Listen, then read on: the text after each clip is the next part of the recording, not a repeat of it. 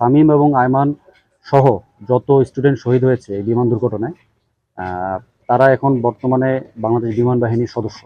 আমাদের একজন সদস্য মারা গেলে যেই ধরনের সহায়তা, যে ধরনের সহমর্মিতা, যেই ধরনের পাশে থাকা আমরা থাকি, আমরা প্রত্যেকটা বাচ্চার ফ্যামিলির সাথে সেভাবেই আছি। আমাদের একজন সামরিক কোনো সদস্য যদি মৃত্যুবরণ করেন, যেভাবে রাষ্ট্রীয় মর্যাদায় দাফন করা হয়, আমরা সেই সুযোগটা পাইনি। পর্যায়ক্রমে আমরা সবগুলো যারা শহীদ বাচ্চা স্কুল স্টুডেন্ট তাদের সবার কবরে গিয়েই পূর্ণ সামরিক মর্যাদা প্রদান করছি বিমান বাহিনী প্রধানের নির্দেশে।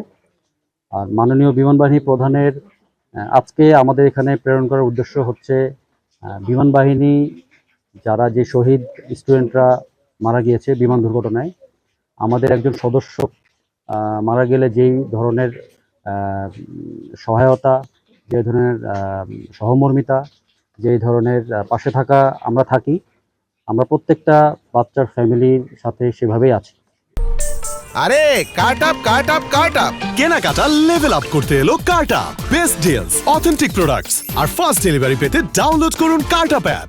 আজকে আমরা এখানে আব্দুল্লাহ সামিমের কবর সামরিক মর্যাদা দিলাম, কবর জিয়ারত করলাম, দোয়া করলাম এবং আমরা পাশের ইউনিয়ন পরিষদে আমরা আয়মান ওই স্টুডেন্টের বাসায় যাব, ওর পিতামাতার সাথে দেখা করব। আমার সেম মাননীয় বিমান বাহিনী প্রধানের যেই বাণীগুলো আছে, ওনার যে কথাগুলো আছে সেগুলো পৌঁছে দিতে আজকে এসেছি। সামিম এবং আয়মান সহ যত স্টুডেন্ট শহীদ হয়েছে এই বিমান দুর্ঘটনায়, তারা এখন বর্তমানে বাংলাদেশ বিমান বাহিনীর সদস্য।